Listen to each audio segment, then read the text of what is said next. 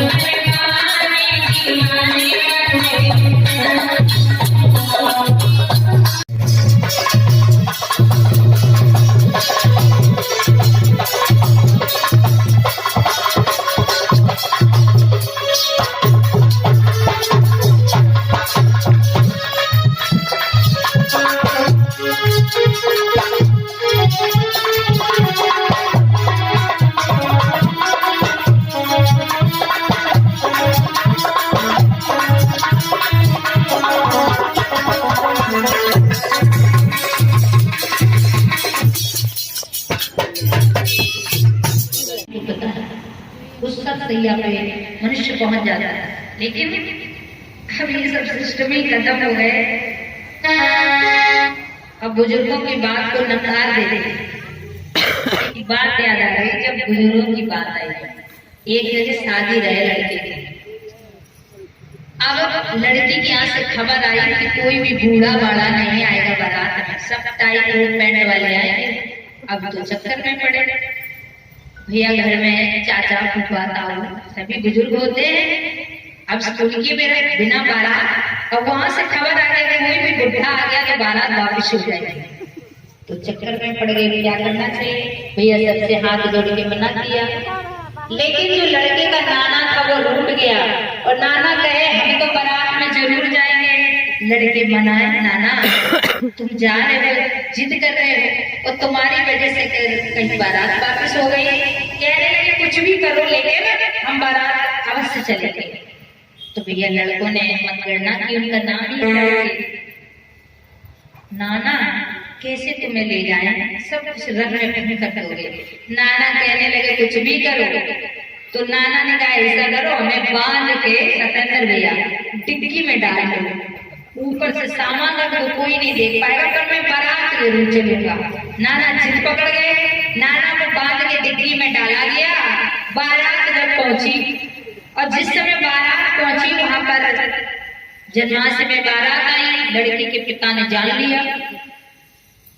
तो लड़की के पिता ने कहा खबर भिजवा दो, कुछ लोगों को भेजा, ये कहो लड़के वालों से अगर मेरे गांव में ये नदी बह रही है, बारात हम तब यहाँ चढ़ाएंगे, शादी तब करेंगे जब ये नदी को पानी से खाली कर दो और दूध से बहा दो, तब बारात नहीं तो वापस कर दो। अब लड़के चक्कर में पड़ गए, अब क्या करना चाहिए। एक मुसीबत टली और दूसरी खड़ी।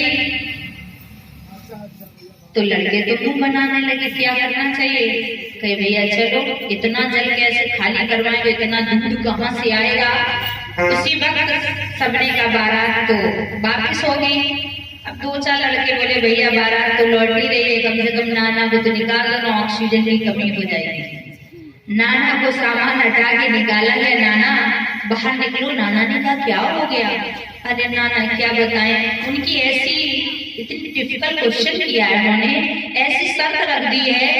उन्होंने कहा है मेरे गांव में जो नदी बह रही है उस नदी को जल से खाली करवा करके दूध से बहा दो तो बारात चढ़ा लेंगे। नाना कहने लगे इतनी छोटी सी बात, वो इतने परेशान। कुछ लोग कहने लगे लगता बुढ़ा सटिया गया।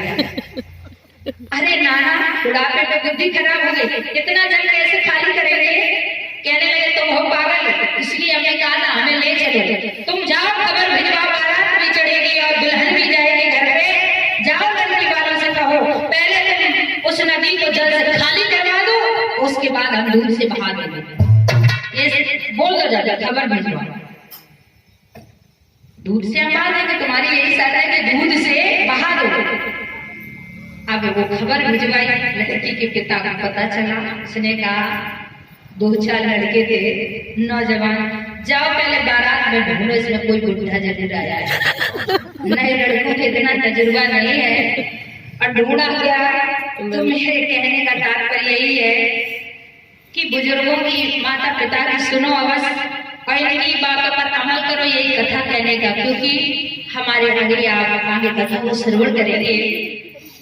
प्रभु श्री राम इन्होंने हमेशा मर्यादा में रह करके अपने माता पिता गुरुओं का सम्मान किया और कितनी भी कठिन